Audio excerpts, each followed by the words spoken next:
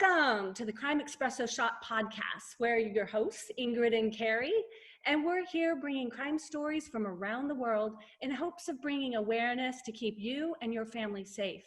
And today's guest comes to us from Alabama. And we are right now into week 3 of our Crime Prevention Month. This week's theme surrounds working together to reduce violent crimes. And Ingrid and I want to remind everybody that reducing violent crime, it is our responsibility that we share with everybody. And you can support our violence prevention efforts by sharing our podcast and information about Crime Prevention Month with your friends and your family in order to help educate the people that are around us. We want to really keep our families and our communities safer. But we really need to understand the risks because everybody's safety depends on it. And we can reduce the damaging impacts of violent crime to our loved ones and bring the awareness, because awareness is one of our best tools that we have at hand. And this brings us to our program today. Now, Aniah Blanchard was kidnapped almost a year ago, and she is the stepdaughter of UFC heavyweight Walt Harris and the daughter of our guest today, Angela Harris. Now, Aniah was missing for more than a month when law enforcement officials revealed the devastating news that Aniah's remains were found. And the case was then classified as a homicide. Now, during the month that she was missing, law enforcement and family and friends searched, and they prayed and they looked for clues. And so thank you so much, Angela, for joining us today. Angela, I know this may be difficult, but can you share a little bit about your story with our listeners and about the murder of your daughter, Aniah? Yeah, definitely. So, I'll go ahead and tell you the story about surrounding her disappearance and her murder. The day that Aniah, October 23rd, 2019, Aniah, myself, and my 21-year-old son, we're going to a funeral in North Alabama.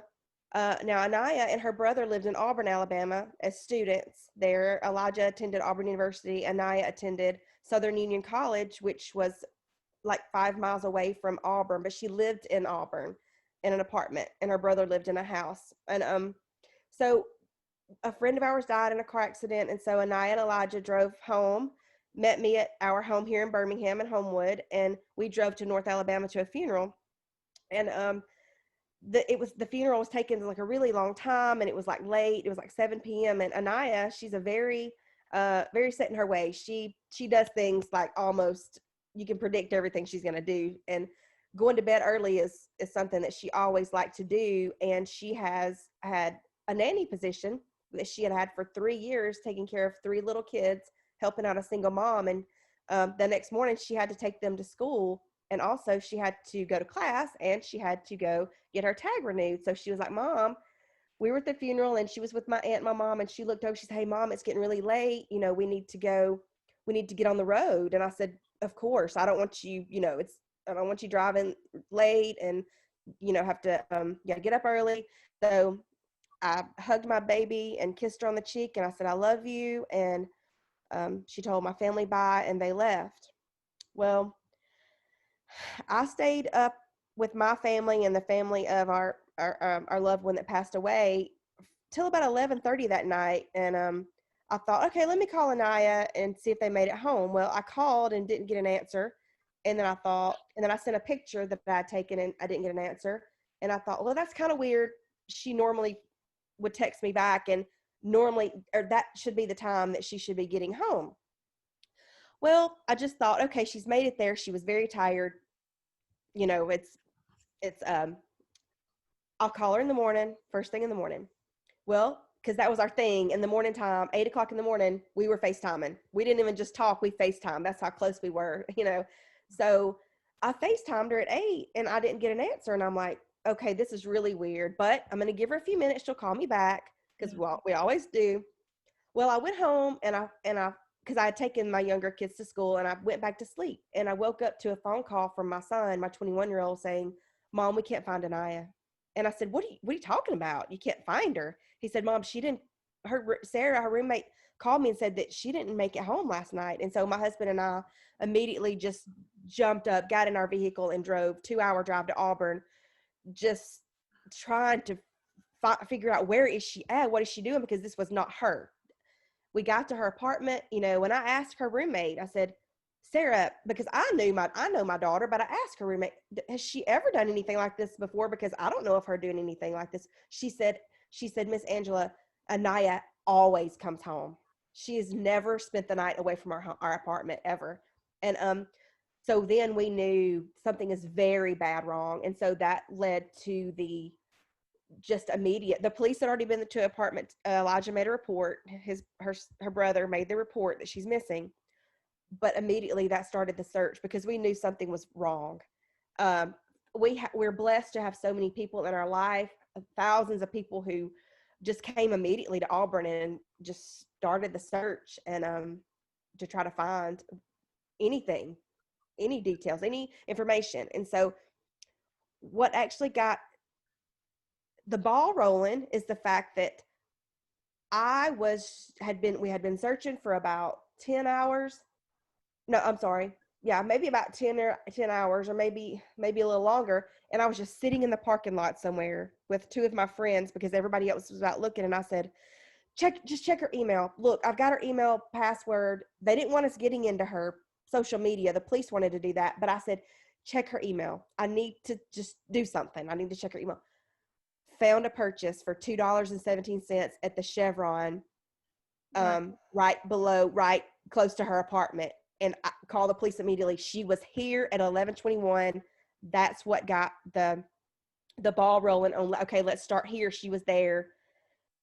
And when the police got the video, they saw the person that's been accused of kidnapping and murdering her. They saw him in the store at the same time she was. So that's what started leading the investigation.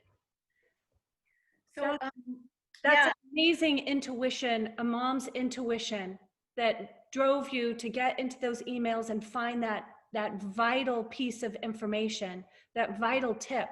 That just gives me chills to think. Yeah.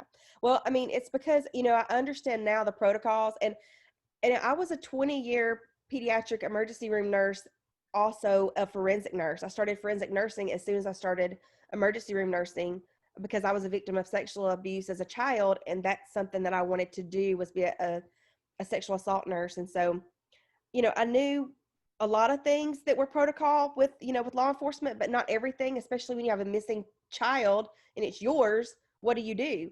And, the police have protocol to go by. They don't, here I am thinking, okay, they're going to immediately get up and do something. That's not the case.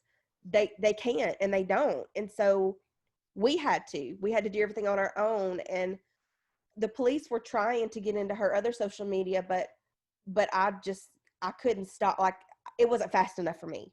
I had to do it then. Now I had to know right then where my daughter was or find out something. So yes, that was the piece of information that led us to what happened to her. And that's because you're a mom. Right. And moms always know best. Yep. It needs to happen now. And that's what you did. You acted immediately. Right. And, I have a background being a pilot. You have to react, you have to move, or people, lose their lives, or, right. Bad things could happen. So that's really, a great story. So can you tell us about your daughter and what you'd like your listeners to know about Aniah? Oh yeah. There's so much about Aniah, and I have nothing, I know everyone thinks their children are great. I think my children are great, but when I tell you that Aniah was so special, so I had Aniah on my birthday, June 22nd, 2000. We shared a birthday. She was like my little mini me, just like me. But Aniah loved people, and she loved life, and she loved to just make people happy. And she cared about other people's well-being way before hers. Her family came first. Her friends came first. Her heart was just so big and so good. And she was the captain of her softball team at her senior year. And oh man, just a leader. Just everyone that met her just fell in love with her. Everybody was just drawn to her, her beautiful smile, her spirit. Everybody wanted to be around Aniah. It's like our world and our everything just revolved around her. And so that's where Aniah's Heart came in. The name of my nonprofit is because of her heart, and her heart being so big, and the heart that she had, knowing that we know now that she fought for her life and she put her whole heart into it. There was no question on what the name of the nonprofit needed to be, was Aniah's Heart, because she had the biggest one. Wow. And can you share with us the critical steps that you took to get the legislators to listen to your story? Because I know that this, after sharing your story with legislators, you were able to get a new bill put forward called Aniah's Law. Can you tell us a little bit about that and the process? So, even when Aniah was missing and I found out the circumstances surrounding it as far as the suspect goes, right?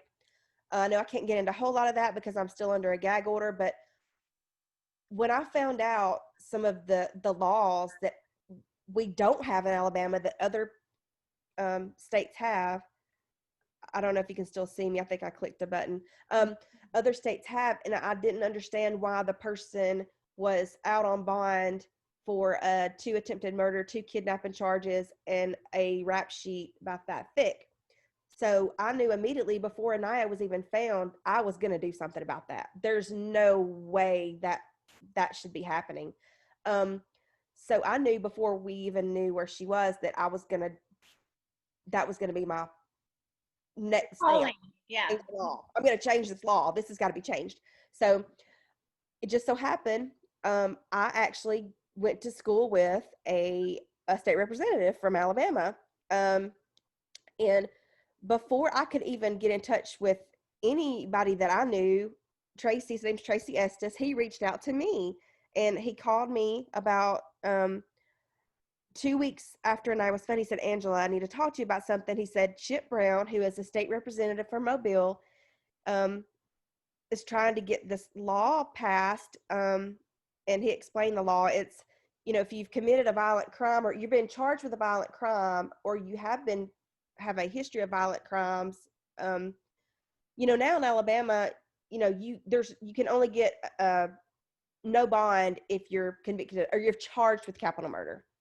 Right. Any other crimes, you can get a bond. So that's what we're trying to do, is if you're being charged with a violent crime, you now have the prosecutors have the opportunity to hold another hearing besides the first one. You get a hearing within 48 hours. They can ask for another hearing as to why that person should not get bond, that they're a threat to society, they're a threat to themselves, they have a history of violent crimes, and then the judge can make the decision to where they get no bond. But like I said, it just so happened that Tracy reached out to me and said that Chip Brown, was wanting to pass this law and wanted to name the law Aniah's Law. And I thought it just felt right there. I didn't have to just, they did it for me. And it was amazing. And immediately we all started working together, and I was going to Montgomery, to our capital, and to the state house, and speaking, during session. And we had one more vote, and then COVID shut down session.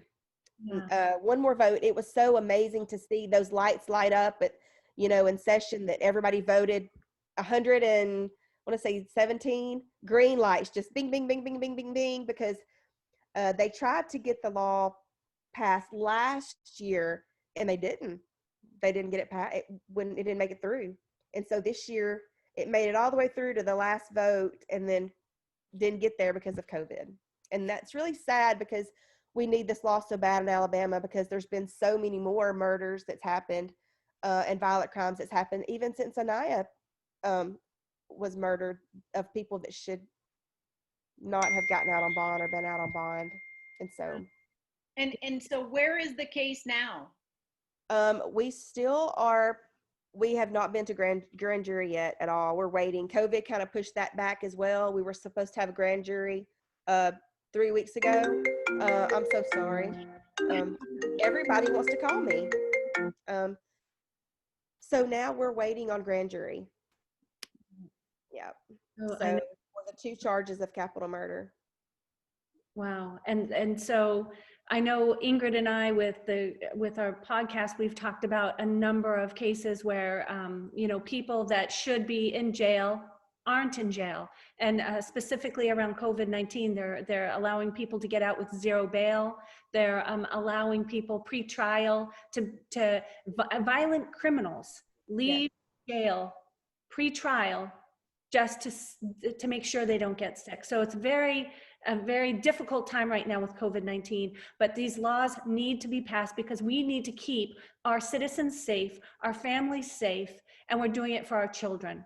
And so we're grateful that Alabama's stepping up with all these legislators to really make a change, make a difference. And hopefully in this next legislative session, this will be passed. And we'll hope that this does, and we'll make some calls as well to the senators or any reps over there to tell them how important this is, right? Because the more people that call in, the better. And the more people we can share this message with, the better, because we need people in all the different communities to be calling and stepping up and saying we need Aniah's law. This has to be part of our legislation. It has to be a law here in America.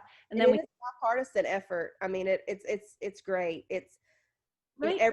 everyone wants it. So I'm actually going to speak this Saturday night in Coleman, Alabama. There just so happened to be 3 weeks ago, there was a man who was up for parole in August, and he was a violent criminal. Parole was denied. They let him out of jail 2 weeks later. The first thing he did was kill someone. So the family has asked me to come speak Saturday night about Aniah's law, because the whole state needs to know. They're going to have to vote on it. They need to know what Aniah's law is, and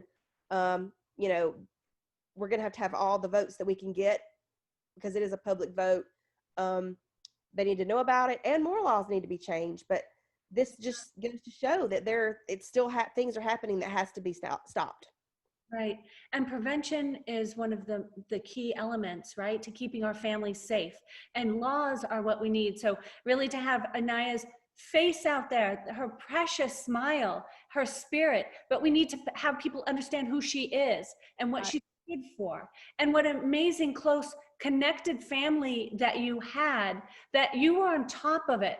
When she became, you knew things were missing. I mean, oftentimes it's a day or 2 days or 3 days before people even report somebody's missing, right? You right on top of it. You had the people come together to start the search. I mean, this is really a remarkable story. So people need to know about her and your story, and we need to have this law passed, right? Because we need to protect the communities. Right. Oh, so could you just tell us a little bit more about how your foundation was started and where we can find out more information, and just tell us a little bit more about the foundation? I knew, like I say, this is just something that I felt in my heart when Aniah was missing. She was missing for, a little over a month. And when she was missing, I knew something was telling me, you have to do something. You have to do something for your daughter. You have to do something because, during that time, I didn't know if we would ever find Aniah. I never knew. And I know you guys know who Beth Holloway is, and she is such a support. She's actually my neighbor. She's so supportive. And, we didn't know if we would ever find Aniah. And I thought, well, we're going to have to fix this. We're going to have to do something about it. But the thought in my mind was Aniah's heart. Whatever I do, it's going to be about Aniah's heart. So, I knew that I knew after she had been kidnapped that I had to start helping prevent people from being kidnapped. People have to understand and know. Now, Aniah was very aware she was scared that someone would do something to her. Now, did I prepare her well enough? I could have prepared her better. Okay. I could have prepared her better, but there's always, what do you do to get away from somebody with a gun? That's So I knew then that we had to start teaching, educating, and immediately. And that's what I started doing. I said, it's going to Aniah's Heart. We're going to educate the world. We're going to teach people how to protect themselves. We're going to provide support for people with missing loved ones. We're going to provide self-defense classes. I just felt that in my heart, and that's how it came to be. It is that I can't let this happen to anybody else. And my daughter gave her life. My daughter gave her life for this, and it has to be done. It just has to be done. It was interesting. I was driving in the car the other day, and there was this radio station, and one of the, it's a syndicated radio program, and this woman was talking about her young daughter who's just learning how to drive, and so she decided to talk to her about if she was ever going to be kidnapped, what to do.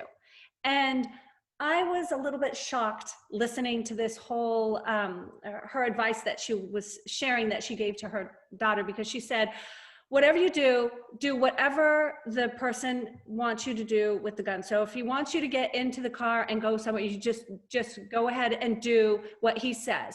And then if you're driving the car, what I want you to do is drive super fast and look for a police officer and then crash your car into the police officer's car. And I'm like, oh no, these are all the steps that we don't teach, right? We want to make sure we're never taken to a second location with. Right. Exactly. We need to fight. This is what Ingrid and I both teach. We want to fight. We want to get away. I want to run from this person. If I have my keys, I'll throw my keys so that I can't get in this car, that he won't be able to drive it unless he goes and finds those keys. I'm going to fight and not go to a second location. But certainly you don't want to drive into a police car, okay? We don't want to do that either. Bad advice. So, at the end of her story, she said, well, her daughter looked at her and says, Mom, do I really have to do these things? Why don't we just practice my 3-point turns? And I'm like, okay, yeah, practice your 3-point turns, and please reach out to us, because we can teach you safety strategies on what's the better plan for you than this particular plan. Right, Ingrid? Exactly, yeah. And so you have a Facebook page. Where can our listeners find you and donate to your cause? Okay, so we have a Facebook page, Aniah's Heart Facebook page. We have Aniah's Heart Instagram.